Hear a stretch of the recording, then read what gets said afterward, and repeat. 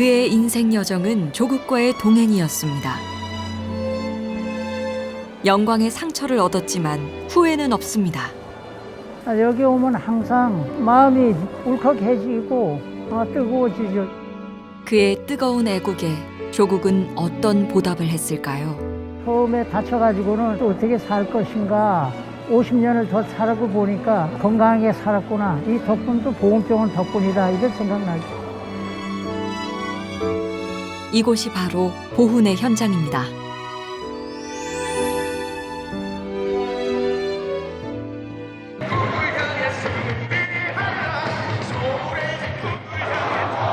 프로야구 시즌이 시작되었습니다. 오늘 시구의 주인공은 한쪽 다리가 불편한 15살 홍준입니다. 워낙 야구도 좋아하고 한번 직접 마운드 위에 올라가서 던져보는 게 원래 꿈이었으니까. 얼지마 얼었어. 오늘이 홍준이가 다리를 잃은 뒤 만나는 가장 큰 세상입니다. 중학생 파라 아이스하키 선수로 맹활약을 하고 있는 김홍준 선수가 오늘 시구를 하겠고요.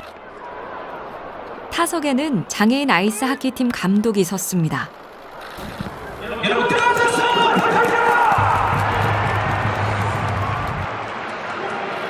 전에는 엄청 활발했는데 이제 아프면서 점점 그게 좀 줄어들었다고 해야 되나? 근데 그런 게 있었는데 다시 회복하고 나니까 다시 살아나는 것 같아요.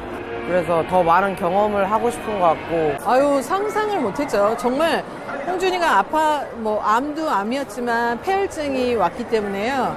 폐혈증으로 병원에서는 고비라고 얘기를 할 정도로 되게 심각했었거든요.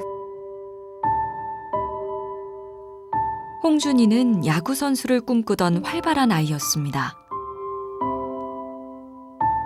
홍준이의 일상을 뒤바꾼 것은 고륙종이라는 뼈에 생기는 암이었습니다. 애들이랑 같이 노는 게 좋은데 그거를 못하고 보고만 있는 게 되게 고문인 것 같아요. 다시 못 걸을 수도 있을 것 같다는 생각이 들어서 그것 때문에 슬펐지, 아픈 거는 그 다음 일이었던 것 같아요.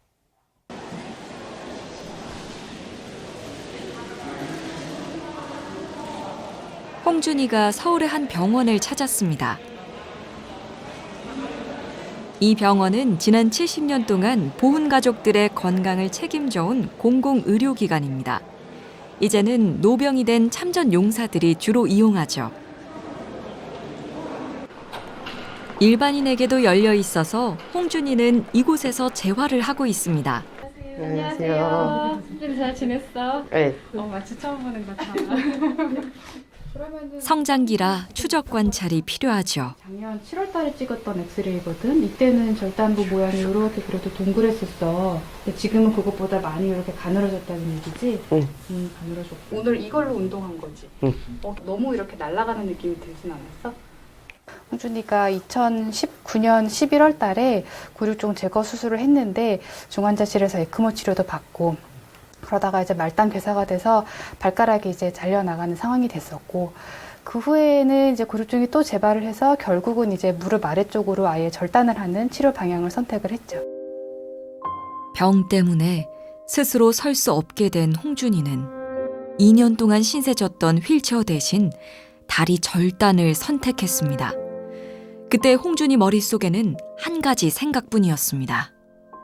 아픈 다리 때문에 못 걸었던 걸 잘라내고 새로운 건강한 다리를 끼울 수 있다고 생각을 했었어요. 의족은. 그치. 그때 휠체어 있었잖아, 계속. 네, 맞아요. 휠체어 있고 처음에 잘 걷지도 못했고. 네. 그치.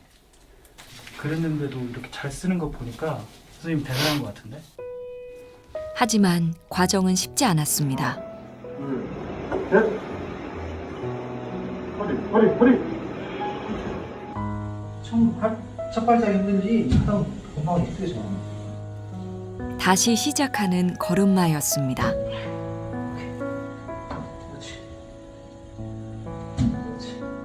거의 다 할아버지 분들은 군인 분들이셨어요.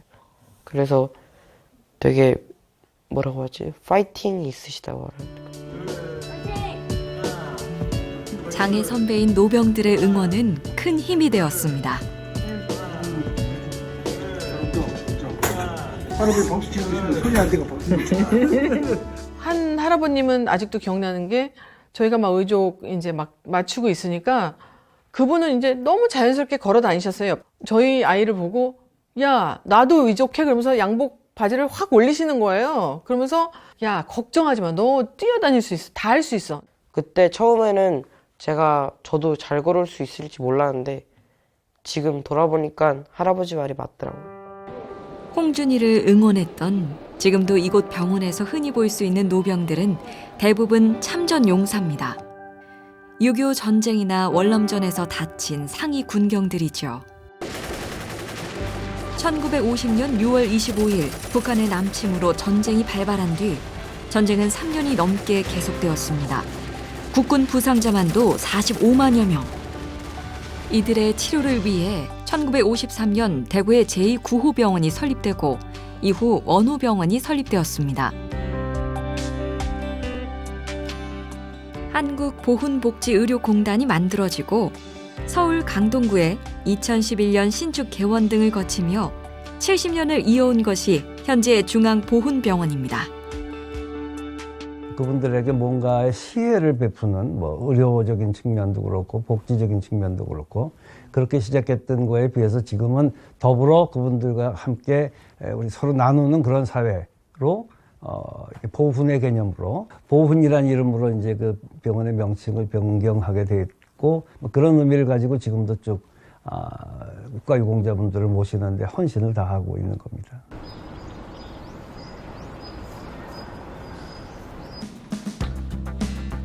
상위 군경에게 절실했던 것은 잃어버린 수족을 대신할 보장구였습니다. 전쟁 직후 만들어진 보장구 센터는 우리나라 최대 규모이자 최고 실력을 갖춘 보장구 전문 기관입니다. 이곳에서는 40여 명의 기사들이 1대1로 재활에 필요한 보장구를 맞춤 제작합니다. 이 처음에 채용하는 과정에서부터 조립을 하고 정렬을 맞추고 그 이후에 AS나 그다음에 문제 발생했을 시에 도움을 주는 수리 과정들도 다 한 명의 기사가 담당을 해서 진행을 하게 됩니다. 박우식 씨가 보장구 센터를 찾았습니다. 우리 오스님 찾으시겠네? 예, 이거 들어오세요. 오세요. 박수 모셨어. 아이고 항상 이래 또 애맘입니다 이거. 박우식 씨는 양쪽 다리가 없습니다. 이 골절에다가 한쪽은 발목을, 한쪽은 무릎 위를 절단한 상태죠. 이렇게 일어서기까지 박 씨는 생사를 오가는 시간을 지났습니다. 고통은 말도 못하죠. 거의 수술을 갖다가 한 80분 가까이 했으니까요. 박우식 씨가 두 다리를 잃은 것은 군복무 시절 훈련 중에 일어난 사고 때문이었습니다. 죽을 결심까지 했던 그를 다시 일으켜 세운 것은 의족이었습니다. 지금은 아마추어 골프 선수로 활동하고 있죠. 아까 무릎 위에가 조금 통증이 있다고 하셨죠? 예, 이쪽입니다. 무릎 우측에. 보장구는 제작이 끝이 아닙니다. 환자분들 환부가 사실 엄청 예민한 부분들이어서 이런 미세한 차이가 굉장히 큰 차이를 맞는 거죠. 그렇죠. 네, 그래서 이런 것들도 일일이 다 체크해서 수정해드리고 있습니다. 한 번 만든 보장구는 환부의 변화에 따라 지속적으로 점검하고 보완해야 합니다. 이곳에서는 생애 주기가 끝날 때까지 무상으로 서비스합니다. 박우식 같은 경우에는 이제 골프 선수이기 때문에 이런 높이 1, 2mm 차이가 굉장히 중요한 요소로 작동하고 있습니다. 그래서 매주 방문하셔서 높이를 수정을 하고 있고 처음 보장구를 착용하면 최소 3개월 이상의 적응기가 필요하지만 꼭 맞는 보장구는 새 세상을 여는 문이 되어줍니다. 그래야 되겠다는 생각에 보장구 센터를 찾았는데 이제 의족이라 하는 걸 이제 본도 뜨고 과봉도 하고 요즘은 그냥 뭐 며칠 만에 되지만 옛날에 오래 걸렸어요, 그게. 그래 했는데 가슴이 콩닥콩닥 뛰겠어요. 그 바깥에 나가니까 사람도 볼 수 있고, 계속 앉아서 사람 보다가 일어서서 사람 보니까 이 세상 그 보는 게 틀리지 않습니까? 앉아서 보는 거하고 일어나서 보는 거하고. 그래서 이제 새 삶을 시작을 했죠. U.S. Adaptive Open Championship, Moshik Park. 의족은 박우식 씨에게 도전과 열정을 되찾아 주었습니다. 아마추어 골프 선수로 활동하며 국제 장애인 골프 대회에서도 여러 번 수상했고 일반인들이 참가하는 대회에서도 20위권을 기록했습니다. 요 선생님들이 안 계시면요, 우리가 이렇게 발전된 의족을 사용할 수가 없죠. 사용할 수 없죠. 연구하시고 그분들이 그랬기 때문에 또 더 좋은 의족도 만들어낼 수가 있었고 연구도 하셨을 거고. 지난 4일 오전 7시 28분 김모하사가 앞장서 통문을 열고 나가 전방을 경계하고 이어 하모하사가 두 번째로 발을 내딛는 순간 지뢰 두 발이 동시에 폭발했습니다. 많은 사람들이 기억하고 있는 DMZ 목함질의 매설 사건입니다. 이 사건으로 2명이 중상을 입었습니다. 처음에는 고통은 없었는데 조금씩 시간이 지나다 보니까 발이 좀 뜨겁더라고요. 다 터져 있더라고요, 다리가. 한쪽은 뼈밖에 안 보이고 한쪽은 그래도 살점이랑 이런 거는 있는데 이제 좀 저 앞에 철조망 쪽에 좀 걸려 있고 다리가 그런 상태로 있다가 이제 갑자기 이제 막 고통이 엄청 몰려왔었죠. 이 사고로 하재원 하사는 양쪽 다리를 잃었습니다. 그때 나이 21살이었습니다. 국군병원에서 수술을 마친 하 하사는 보훈병원에서 재활을 시작했습니다. 여기가 이제 재활 쪽으로도 좀 많이 뛰어나고 여기서는 오로지 이제 재활하고 근력 키우고 이제 의족을 맞추고 걷고 그런 연습들이 진행이 되었죠. 3개월의 재활 치료 후에는 의족도 맞추었습니다. 그리고 다시 의족에 적응하는 과정이 시작되었습니다. 그 기간만 1년 6개월. 네, 각도는 잘 나오네요. 하지만 의족 덕분에 하하사는 두 다리로 서서 군대에 복귀할 수 있었고 이후 장애인 조정 선수로 활동하고 있습니다. 지금처럼 이렇게 잘 생활하고 그 과정들을 다 또 이겨갈 수 있게 해주신 분들은 다 간호사랑 의사랑 여기 또 재활하시는 선생님들하고 여기 또 이제 저희 의족 관리해 주시는 기사님들 그분들의 도움이 많았죠. 병원 생활이 어떻게 보면 진짜 중요한 것 같아요. 보훈병원 보장구 센터는 60년 가까운 역사를 가지고 있습니다. 보장구를 처음 만든 사람은 상위 군경과 전쟁 고아들이었습니다. 여기 이런 분들이 이제 저희 선배님들이거든요. 1964년도에 설립된 현재 국가보훈처 전신인 원호처 국립직업재활원 기술교육소 사진입니다. 이분들이 사실 한국전 참전하면서 직접 다치신 분들이죠. 그래서 그분들이 본인의 의족도 만들고 또 동료인 그 국가유공자 의족도 만들었던 분들이죠. 우리 보장후 옛날 의족을 전시해 놓은 것들입니다. 시작은 그야말로 간의 수공업 수준이었습니다. 배울 곳이 없어 나무를 깎고 가죽을 덧대며 스스로 궁리에 만들어야 했습니다. 무겁고 불편했지만 상위 군경에게는 제2의 신체였습니다. 그리고 지금은 50종의 보장구를 최신 기술로 만들고 있습니다. 가장 중요한 건 국가유공자분의 예우죠. 그래서 나라를 위해 헌신하다가 불의의 사고로 다치신 분들에 대한 또 예우적인 측면이 가장 우선적이기 때문에 또 어떤 사명감, 소명의식 이런 것들을 기인해서 더 우리가 좀 더 발전이 있지 않나 또 노력을 더 하지 않나 이런 생각을 하고 있습니다. 현재 보훈병원은 서울을 비롯해 인천, 대전, 대구, 부산, 광주 등 전국에 6곳이 운영되고 있습니다.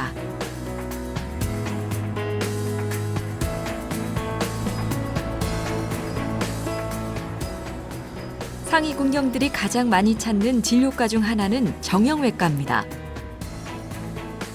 보훈병원에서 의사 생활을 시작해 30년째 근무하고 있는 김영배 과장. 이 폐가 제일 자랑스럽죠, 저는. 20년 조금 넘게 걸렸죠. 1년에 평균 5번 정도 헌혈을 할 수 있으니까요. 레지던트 때와 전공의 때도 헌혈을 했었습니다.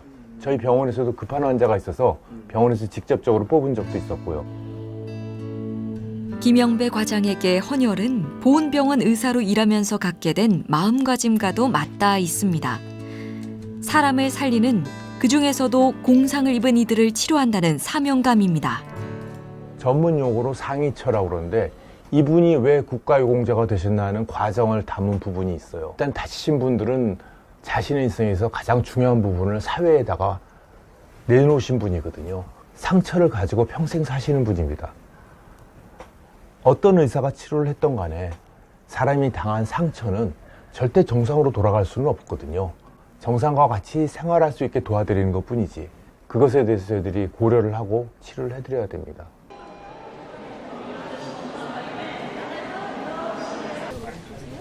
김영배 과장과 특별한 인연을 가진 환자가 찾아왔습니다. 회장님 어서 오십시오. 예. 어서 오세요. 과장님 오랜만에 평안하셨습니까? 아버님 건강은 어떠십니까? 지금 연세가 많으시니까 많이 힘들어하세요 아직. 그러시겠죠. 지금 이제 어머니랑 같이 사진 찍으신 거거든요. 아. 아버지고. 부모님 안부까지 챙길 만큼 가까운 모양입니다. 진료는 안 보시고 사진을 보십니까? 아 옛날부터 서로 교류가 있었었고 저희 아버지 덕분에 저희 인사도 자주 드리게 되고 그래가지고요. 손 10손가락 중에서 요 완전한 건 요 하나인데 이 9손가락을 이게 끊어지고 한 거를 바로 우리 김 과장님 아버님이 이걸 전부 다 이렇게 끼워가지고 만드신 분이에요. 월남전에서 만신창이가 된 채 후송된 이 씨를 담당한 의사가 김영배 과장 아버지였습니다. 여기 피부 이식한 손이라서 네. 지금 잘 사용하고 계신데 잘 보존하신 겁니다. 원래 일반적으로 피부 이식하면은 상처도 쉽게 나고 닳기 쉬운데 참 아껴서 쓰신 거예요.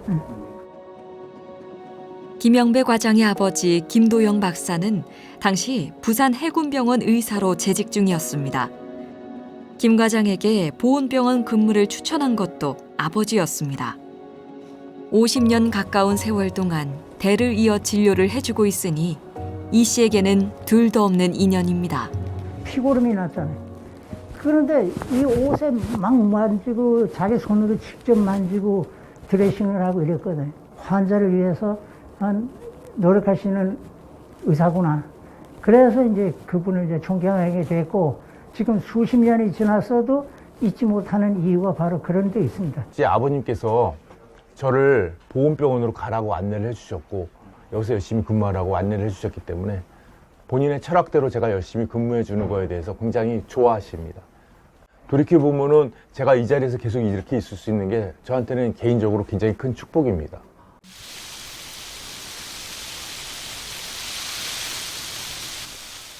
이완규 씨는 재활 이후 성실한 직장인이자 가장으로 평생을 살아왔습니다.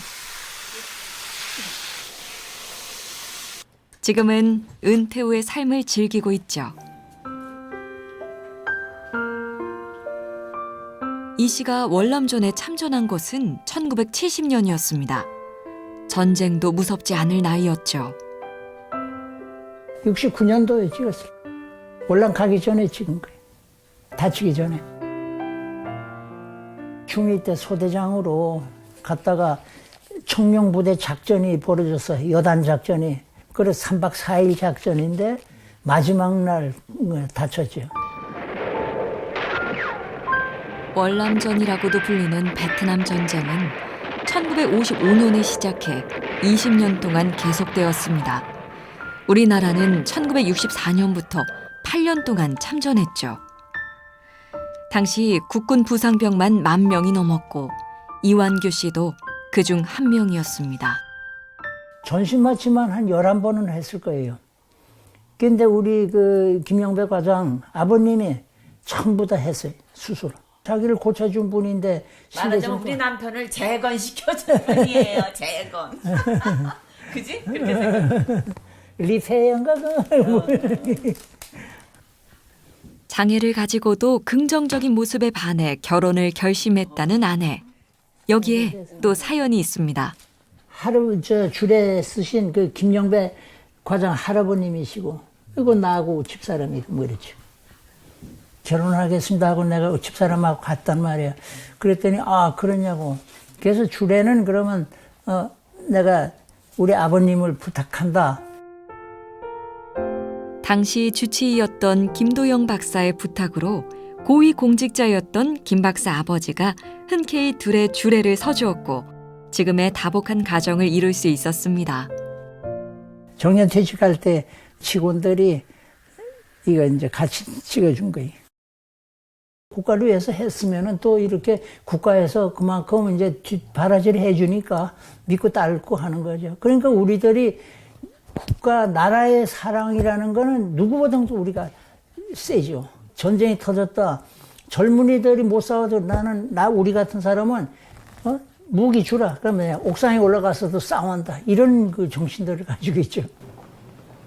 이른 아침. 보훈병원에는 다른 직원들보다 출근 시간이 이른 부서가 있습니다.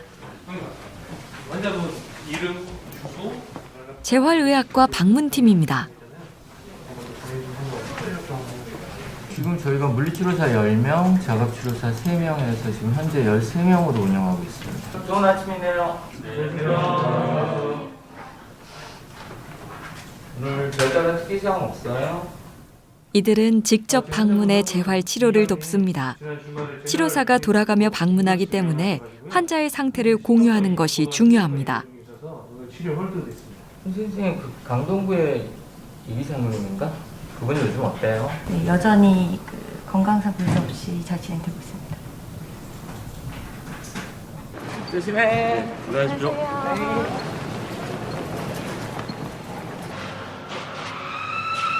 2009년에 시작된 보훈병원의 방문 재활 치료는 종합병원으로서는 최초로 시작한 서비스입니다. 거동도 힘드시고 한번 이동하실 때마다 굉장히 힘드시니까 병원 근처로 살고 싶어 하시는 경우가 많더라고요. 그래서 딴 데 멀리 사시다가도 병원으로 이사 오는 경우도 많이 봤습니다.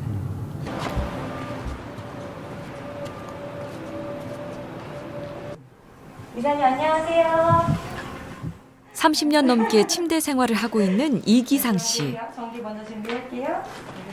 전신마비라 손가락으로 리모컨을 조정하는 것이 할 수 있는 전부입니다. 중앙보훈병원에서 서울 전 지역이랑 경기도 동남부권을 다 다녀요.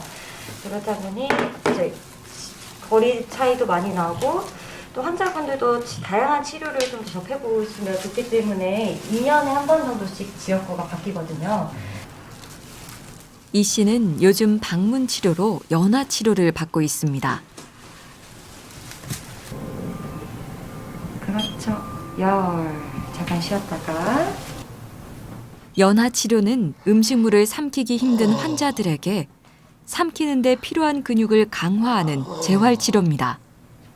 기본적으로 근력 약화가 눈에 보이는 팔, 다리에만 이렇게 나타나는 게 아니라 눈에 보이지 않는 이렇게 삼킴 근육 같은 부분에도 약화가 일어나기 때문에 이렇게 삼킴 치료가 되게 중요하다고 보실 수 있을 것 같아요.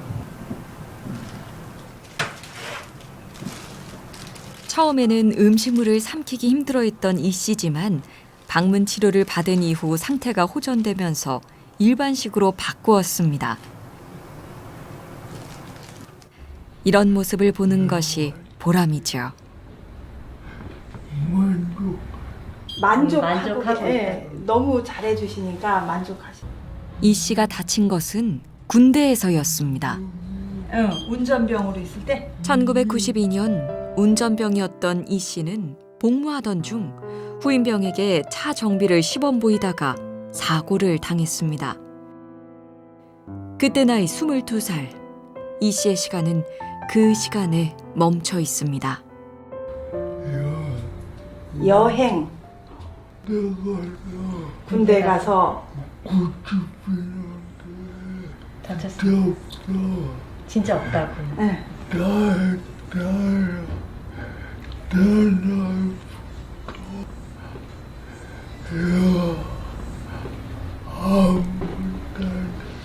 다음 주 화요일에 뵐게요. 안녕히 계세요. 손세영 씨에게 이 일은 특별합니다. 아무래도 할아버지도 월남 참전도 하셨고 하니까 좀 더 관심이 있어서 매번 공고 올라온 건 찾아봤었죠. 저희가 집으로 가서 이렇게 방문해서 치료를 하다 보니까 되게 감사를 표현해 주신 경우가 되게 많아요. 그래서 되게 저희도 갈 때마다 되게 고맙죠. 반겨주시니까. 보훈병원에는 고령의 국가유공자들을 위한 요양병원도 마련되어 있습니다. 핫텐더 쳐주세요. 뭐냐고.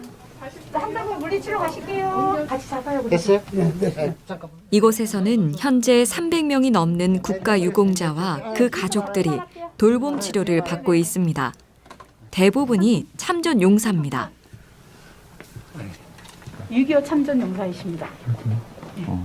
지금 팔도 불편한 건 그때? 네네, 그때 절단이신 상위처이십니다. 평균 나이 80세 이상. 전쟁터를 누비던 청년들은 이제 노인이 되었습니다. 이들을 끝까지 돌보는 것도 보훈병원의 임무죠. 아버님, 좋았어요. 우리 아버님 몇 살까지 살기로 했어, 나랑? 200살. 200살까지 살기로 했죠, 아버님. 그래요. 다른 요양병원과 다른 점이 있다면 의료진과 환자의 유대 관계입니다. 네. 아버님, 우리가 더 고맙지. 아버님들 같은 경우는 보통 참전하셨던 분들이나 월남전, 6.25 참전하셨던 분들이 많고, 또 어머님들은 그 배우자이신 분들이 많습니다. 본인들이 희생하셨음에도 불구하고 감사한 마음들이 많고, 또 저희도 그런 분들 모시면서 또 같이 감사하게 되는 그런 부분들이 있어서 국가에 대해서 다시 한번 생각하게 되는 계기가 되는 것 같습니다.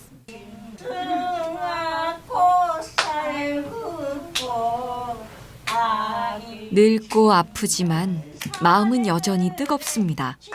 이일분 씨처럼요. 너무 잘한다. 피는 곳에 내 마음도 피어 꿈만 말고 이 마음도 함께 따가죠.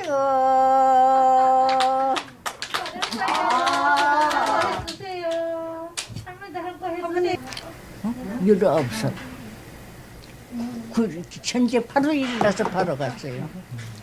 그때 바로 전쟁이 도발됐을 때 간호 모집한다 갑자기 그냥 대구에서 대구.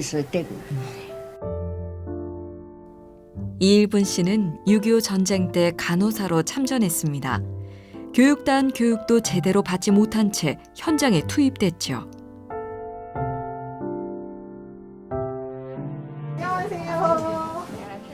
그리고 70년을 훌쩍 뛰어넘어 백발의 노인이 되었습니다. 발목하고 무릎하고. 그래요, 어머니. 메디메디가 다. 네. 90이 넘은 지금도 전쟁의 기억은 선명합니다. 평양에서 조금 가는데 그 무슨 동네인데 거기까지 진출을 했었어요. 그랬는데 따끔따끔 소리가 났는데 중국 군사가 쳐들어갔다 해갖고 우리 군대가 후퇴를 했어요. 젊은 그냥 군인들이 그냥 다 총에 맞아서 누워서 쭉 다 그냥 양쪽 길이 그냥 누워서 차가 못 갔어요. 그럴 정도로 그냥 시체가 있는데 거기를 걸어가려니까는 그 썩는 냄새가 그냥 진짜로 못 맡겠더라고요. 그리고 보지도 못해요. 비참해서.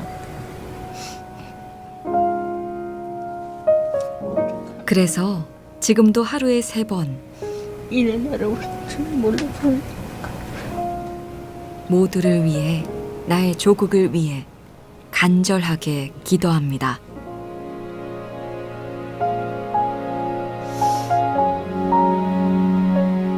그녀는 오늘도 자신만의 방법으로 대한민국을 지킵니다.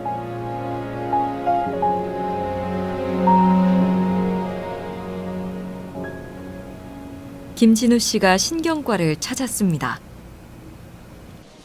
김 씨는 월남전에 참전한 국가유공자입니다.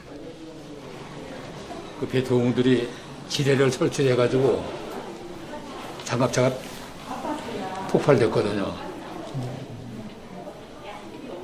그런데 거기서 몇 명이 죽었어요. 근데 그때 내가 그 앞에 탔었는데 그런 추억이, 그 좋지 않은 추억이 자꾸 나타나고 그런 게 있어요. 김 씨의 머릿속에 선명하게 각인된 전쟁의 기억. 그런 그는 지금 치매를 앓고 있습니다. 안녕하세요. 안녕하세요. 예. 치매는 가족에게 더 가혹한 병입니다. 그것도 옛날같이 막 그거 네, 양극성장애 그렇죠. 그거 겁나서 네, 저는 저도요. 좀 발작 비슷하게 선망 무서웠죠. 다른 사람이 됐는데 완전히 다른 사람이에요. 얼마나 진행되고 있는 걸까요? 아버님 오늘 날짜 몇 년도 몇 월 며칠이에요? 안 보고.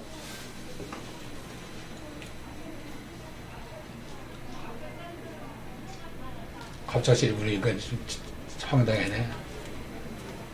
가장 안타까웠던 거는 환자들이 계속 밤에 꿈에서 계속 전쟁 꿈을 꾸신다고 하는 게 그게 모든 환자분들이 다 공통적이에요. 그게 너무 놀라웠어요. 외상이나 트라우마 때문에도 이 젊은 시절에 굉장히 삶의 질이 떨어져 있고 그것 때문에도 경제적으로든 여러 가지 신체적으로든 아주 힘든 시간을 보냈을 텐데 또 그런 것들 자체 때문에 나이가 들어서도 다른 병을 계속 얻어가면서 삶의 질이 점점 더 떨어지는.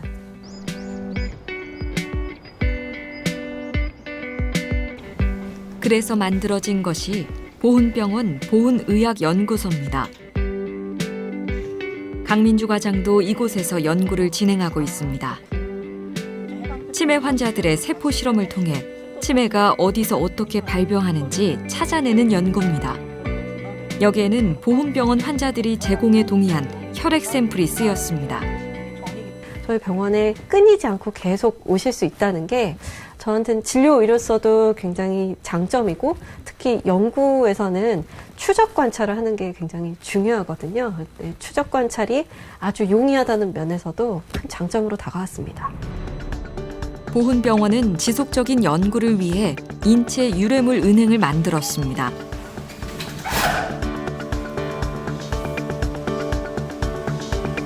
인체 유래물 은행은 국가유공자 환자들의 혈액 샘플과 같은 인체 유래물을 보관하는 곳입니다. 현재 검체 자원은 8만 6천 건 이상이 보관되어 있고 그다음 데이터 자원은 5천 건 이상이 보관이 되어 있습니다. 그리고 이러한 검체 자원과 데이터 자원은 향후 보훈병원에 방문하시는 환자들의 의료의 질의 향상을 위한 연구에 도움이 될 수 있는 귀중한 자원으로 사용하게 될 것입니다.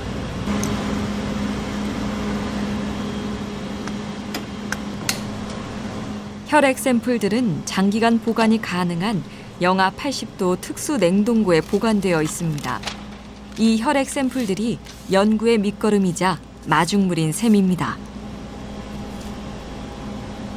특수 질환들에 대해서도 어떤 유전적인 관련성이 있을지에 대한 의문을 가지게 되고 여기에 대한 연구를 하게 됩니다. 이런 연구를 바탕으로 우리 보훈 대상자분들도 개인 맞춤 치료, 개인 맞춤 진단, 정밀 의료라는 어떤 혜택을 드리고자 유전자 관련 연구도 진행을 하고 있습니다. 연구 성과도 큽니다. 지금까지 10개가 넘는 특허를 받았고 앞으로도 더욱 많은 연구로 고령화 시대에 기여하는 의료 기술을 개발해 나갈 계획입니다.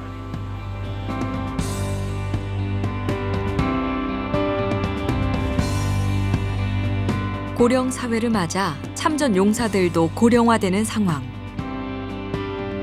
심장 수술을 담당하고 있는 안역과장의 환자들도 예외가 아닙니다.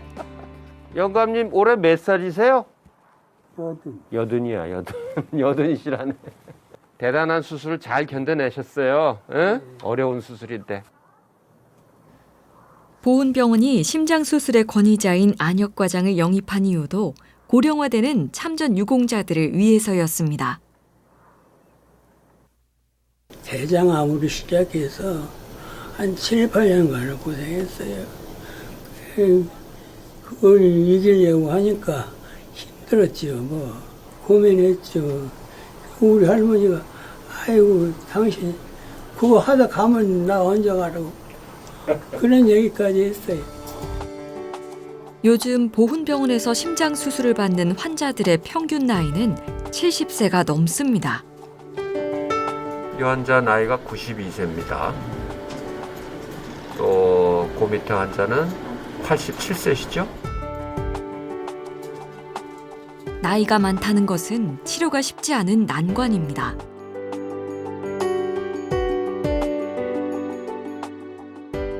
대부분 70대 말 혹은 80대 초 고령인 게 문제시죠.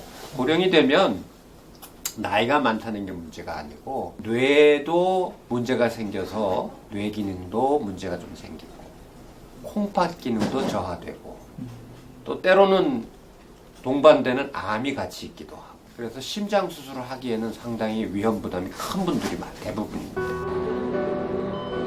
길어진 수명만큼 늘어난 노환. 삶의 질을 위해서는 건강이 담보되어야 합니다. 그것이 어떻게 가능할까?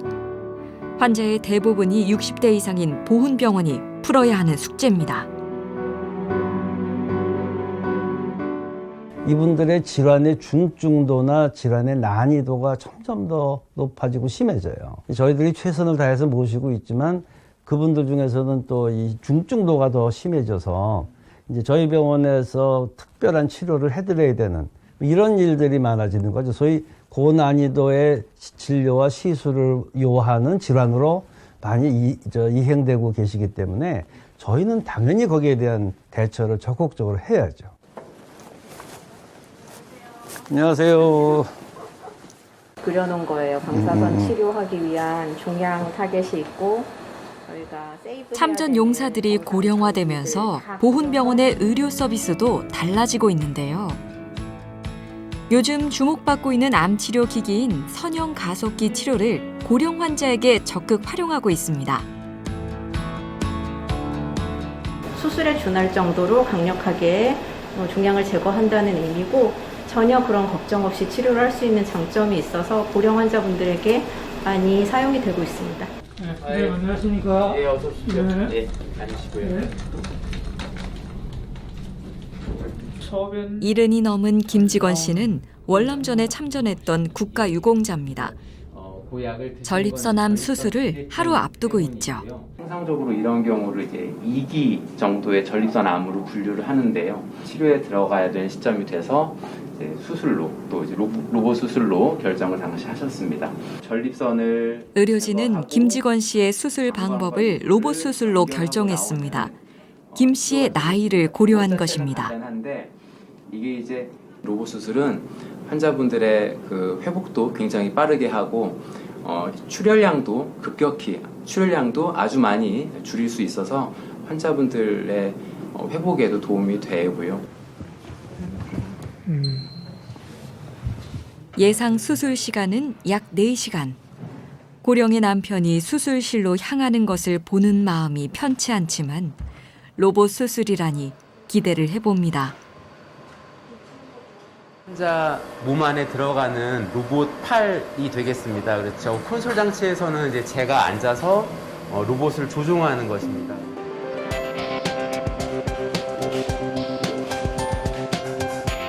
로봇 수술은 개복 대신 작은 구멍을 뚫어 로봇 손이 들어가 수술합니다.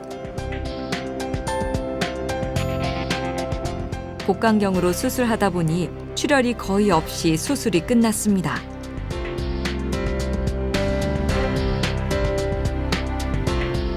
깨어난 지 1시간 반, 김직원 씨가 걷기 운동을 시작합니다. 걷는 괜찮아요. 걷는 괜찮아요? 소변이 마려워가지고. 배는요? 배도 조금 아프고. 배도 조금 아프고.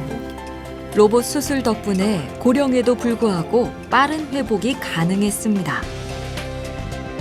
보훈병원은 공공병원으로서의 역할도 다하고 있습니다. 코로나19로 이곳에 입원했던 박정희 씨. 그 모르시는 거예요? 저는 그때 혼수 상태예요. 전혀 몰라요. 여기 왔을 때 깨고 나서 보니까 온 사방에 코 주렁주렁 줄이 달렸더라고요. 이번에 코로나 걸리셔가지고 폐기능 검사를 한번 해볼 거예요. 네. 근데 검사 방법은 세게 후 부세요. 후 다시 쭉 마셔요. 세게 후 부세요. 후. 중환자실에서 2달간 생사를 오갔던 박 씨는 숨을 쭉 들이마셔요. 지금도 보훈병원에서 통원 치료를 받고 있습니다. 10일 정도 이렇게 지난 다음에 마침 여기 보훈병원에 자리가 하나 났어요. 그래가지고 이제 이쪽 보훈병원에 오게 됐죠. 팬데믹 시기 보훈병원은 코로나19 감염병 전담 병원으로 공공병원 역할에 총력을 다했습니다. 퇴원하실 때 정도는 폐 기능이 정상치의 한 50% 정도였는데 지금은 이제 70% 정도까지 많이 호전이 되신 상태고 관리 잘 하시고 다음에 또 뵐게요. 네, 너무 감사합니다. 네, 감사합니다. 사주셔서 감사합니다. 우리 사회가 처음 맞닥뜨린 대규모 감염병. 그 최전선에 의료진들이 있었고 보훈병원도 함께했습니다. 보훈병원은 격리병동을 만들어 코로나19에 대처했습니다. 지금도 코로나 중환자가 입원하면 저희가 치료를 하고 있습니다. 격리병동에는 140개 병상이 마련되어 폭증했던 코로나19 환자 대처에 큰 힘이 되었습니다. 국가유공자뿐만 아니라 일반 환자와 지역사회의 진료에 저희가 뛰어들어서 어떤 역할을 했다는 거에 대해서 자부심도 느껴지고 앞으로 또 그런 상황이 생기면 언제든지 또 기꺼이 참여해야 되지 않나. 보훈병원은 이번 경험을 발판으로 앞으로도 지역 의료에 기여하는 공공병원으로서의 역할을 확장해 나갈 계획입니다. 중앙보훈병원을 중심으로 한 보훈의료의 미래는 이런 다양성에 대비를 해야 된다. 지역사회와 연계된 그런 질환들도 앞으로 생겨날 것도 대비해야 되고 미래 보훈의료나 공공의료를 책임질 전문가들도 양성해야 되고 국가적인 재난이나 국가적인 위기가 닥친다 하더라도 공공기관으로서의 역할에 충실할 겁니다. 보훈병원 옥상. 이곳에는 운동장이 있습니다. 오늘은 특별한 경기가 열리는 날인데요. 거리상으로 한 60에서 70m 정도 되고요. 예, 그 안에서 뒤로 가는 거, 그 다음에 지그재그로 가는 거, 그런 이제 휠체어를 움직이는 기능을 보는 면이 좀 있습니다. 슬라럼이라는 경기입니다. 휠체어 타는 사람들을 위한 장애물 경기죠. 덕분에 보훈병원 슬라럼 회원들이 모였습니다. 사회생활이 따로 없잖아요. 이게 사회생활이라 생각하고 오니까 너무너무 감사하고. 아들 몇 등 할 거야? 1등 하도록 노력해보겠습니다. 1등? 근데 쉽진 않을 것 같습니다. 자, 환살표에 따라서 천천히. 서툴러도 오래 걸려도 괜찮습니다. 중요한 것은 혼자가 아니라는 것입니다. 잘한다. 더 잘한다, 김양영! 국가와 사회를 위해 일하다 다친 국가유공자들은 우리 모두가 빚진 이들입니다. 이들의 인생길에는 국가가 함께합니다. 이것이 보훈의 길입니다. 우리 아들 같이 25년이 됐어요. 이렇게 이뤘으리라고는 생각도 못했고 부모로서 대단하다고 생각합니다. 자신감 있이 살아갈 수 있는 그런 아들이 됐으면 좋겠어요. 난 그거밖에 바랄 게 없어요.